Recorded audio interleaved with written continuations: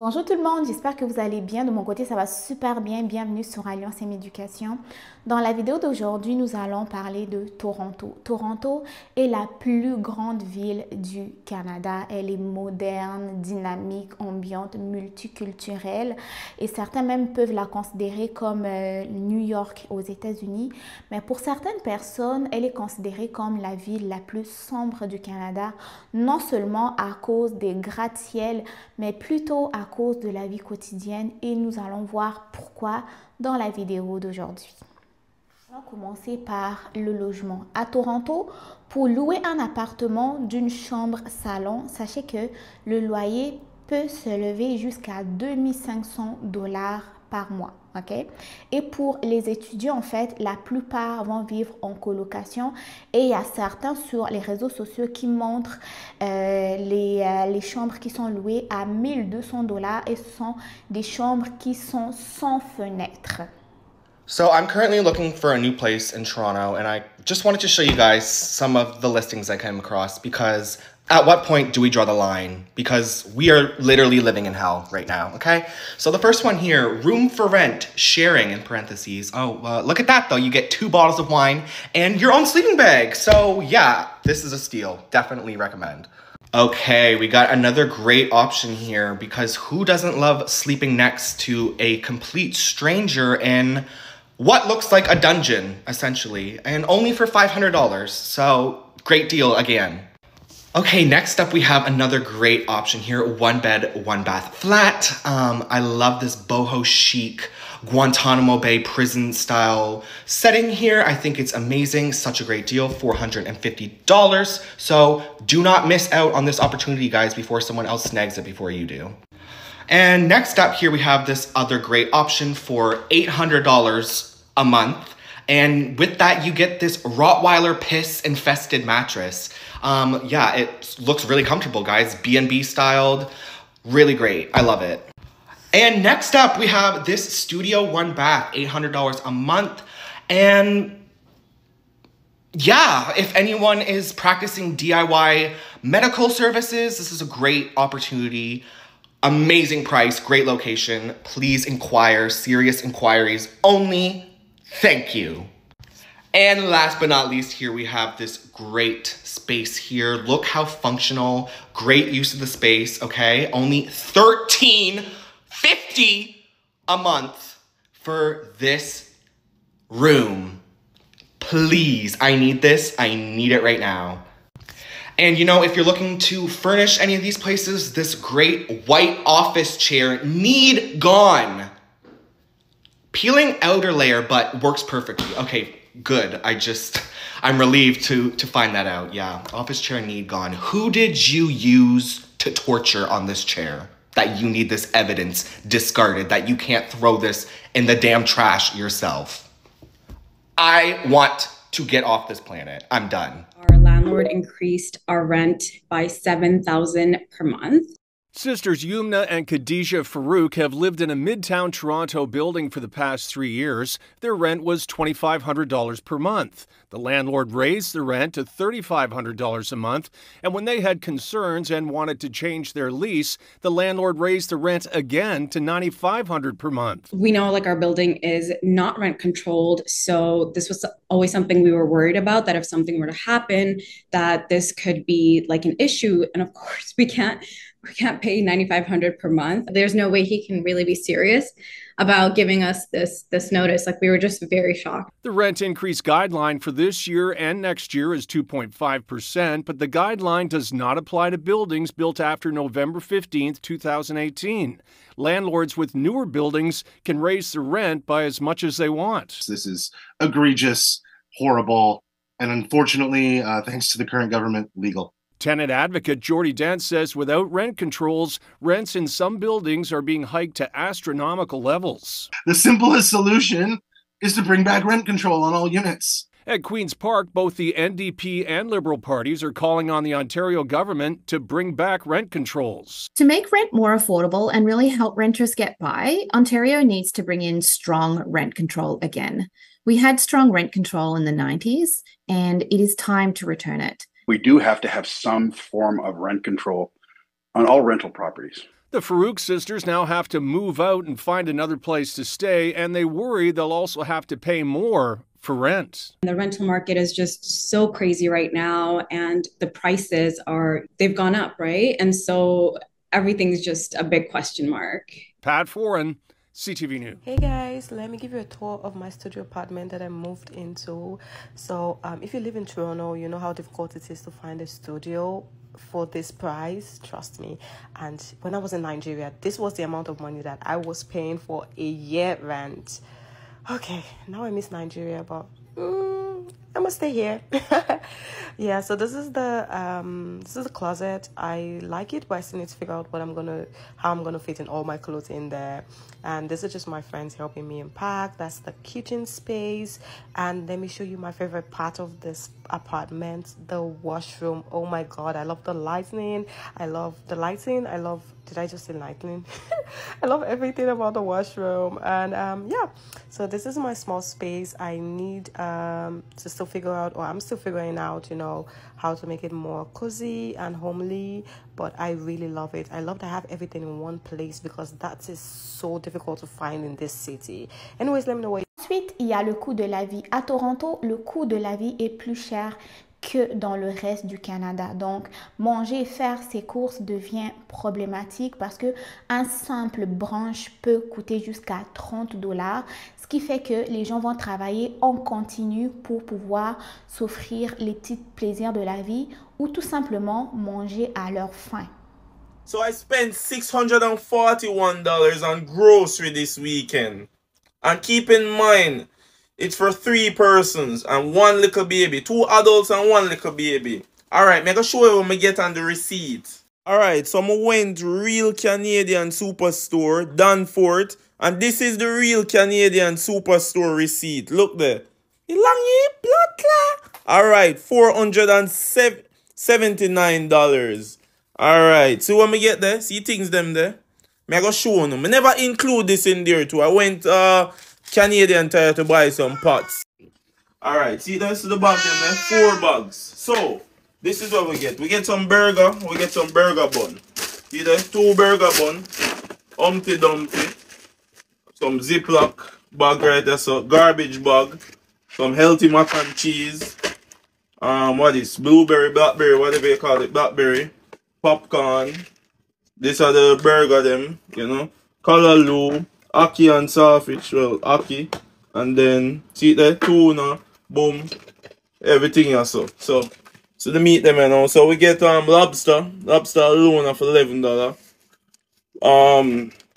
So these are wings, $11 for your wings too. $9, $11 lobster, $22 for salmon. A big things are going on here, so. And we have egg here, so we have some juice. Back up. And we have some more juice right there, so. And anyway, so I shop a superstore. When you spend a certain amount of money, them give you free. So I get this free. Thank you, superstore. Alright, so I buy the pot here too. I think it was like $30-something. And now we got the baby food them. So see them? I want to see what I go on here, so. Baby food, baby snack. And we get a little bit of fruit. As you guys can see, I didn't even get that much fruits. $479. Anyways, see that pear, or then call it avocado, watermelon, and we get this. Alright, pause. Alright, so we get this. This came from Real Canadian, yeah. And then we get this and this. So stay tuned for part 2. Just me who thinks they need to go get a second, third, or fourth job to just be able to afford groceries. I have to buy groceries every 2 weeks. No matter how much I try to cut back, it's still $500-600, and I'm drowning. It is so stressful. My kids have to eat, my bills have to be paid. Man, I just wish something would give. Ensuite, il y a la sécurité. La ville est relativement sûre, mais la criminalité dans les métros ou les fusillades dans certains quartiers inquiètent la population, ce qui fait que certaines personnes ont du mal à circuler pendant la nuit. These crackheads, bro. It's all of your mind. Stop playing with your mind. Stop. A 10-year-old boy has been arrested on attempted murder and gun charges in a double shooting in Scarborough. It happened on August the 31st on Tansley Avenue near Danforth and Eglinton. Two men who were shot were taken to hospital with serious injuries but survived. The boy is facing 11 charges, including 2 counts each of attempted murder and failing to comply with a release order. And take a look at this. Toronto police are sharing video from an attempted break-and-enter incident yesterday near Queen and Victoria Park just before 4 a.m.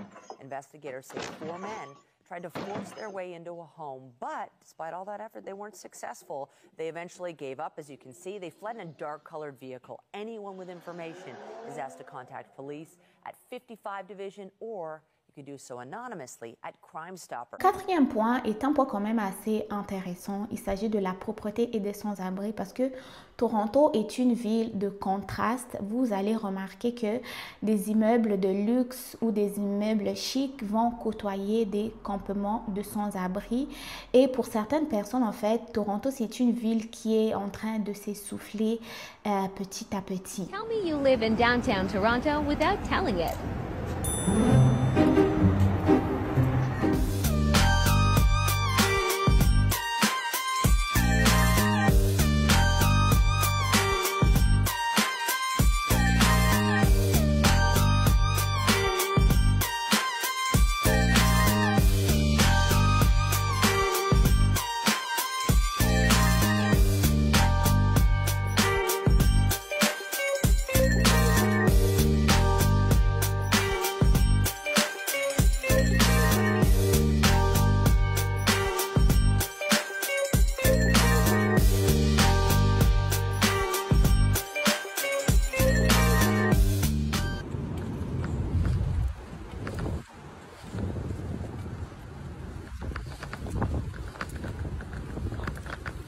Cinquième point, on va parler du dating à Toronto parce que il faut s'intéresser sur la vie amoureuse aussi. Mais selon ce que j'ai entendu, c'est que à Toronto, c'est très difficile de date quelqu'un parce que c'est une ville où règne la culture du ghosting. Le ghosting, en fait, c'est que tu apprends à connaître quelqu'un et du jour au lendemain, la personne fait complètement silence, il ne te parle plus, il ne t'écrit plus, elle a tout simplement disparu.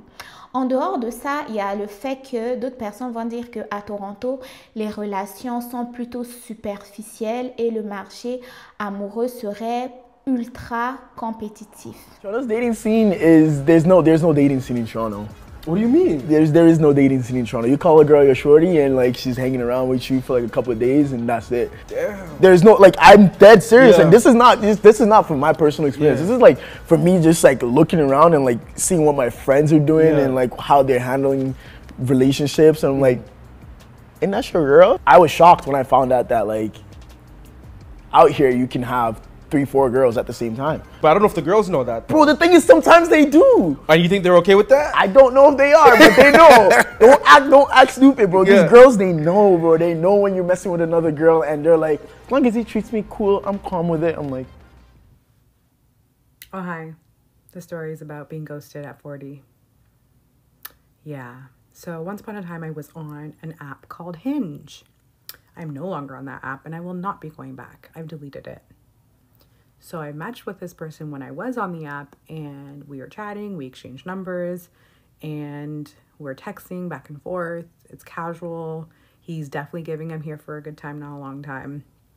I was just like, I don't think that's what I'm here for. I'm not that I don't think that's not what I'm here for. And I decided to text him one more time, which was a little bit stupid on my end. But I was just like, hey, how are you? And I don't hear back from him. I'm like, well, why did we exchange numbers in the first place? Why? The conversation on the app was better than these boring text messages. Anyways, so I don't hear from him. And basically I got ghosted. Surprise! Not so surprised because it happens so often. And granted, I've done the same. I've definitely ghosted people in my past. So maybe this was my little piece of karma. I get it.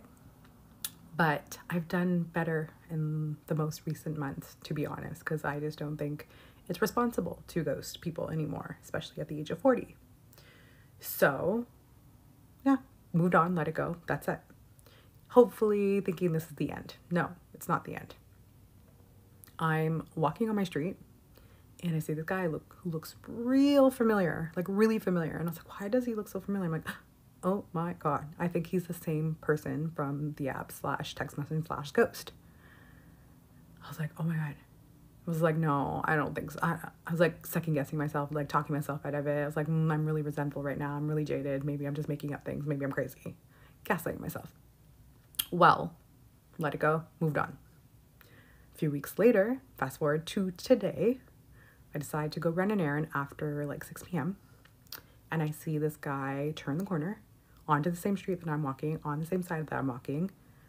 And I see him, I'm like, oh, that's the same guy. And I'm like wearing a hat, thankfully, but I'm giving him like death eyes. Because I'm like, is it him? We're far from each other. This man clocks me, crosses the street immediately.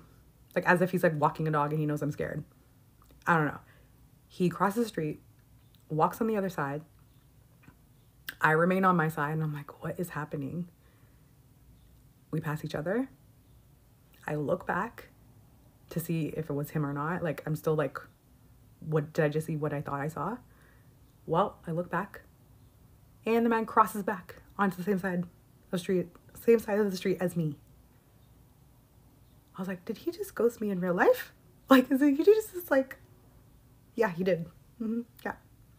He's a coward. He's a coward. Yeah. So, yeah. Dating in Toronto's very difficult. Dating late 30s, early 40s, not easy. When you claim that you're a lawyer, you should think that you'd be great at communication, but obviously you're not. And yeah, that's it. That's the end of the story. Wish me luck, everyone. Wish me luck in this non-dating life that I'm choosing now. Please tell me where all the good men are hiding. I went on a first date last night and I was just asking all of the basic questions like, are your parents still together? Do you have any siblings? That kind of stuff. So I asked if he had any questions for me. This man had the audacity to ask me if I had a high sex drive. That's it. I'm done. This is why I don't date men from Toronto.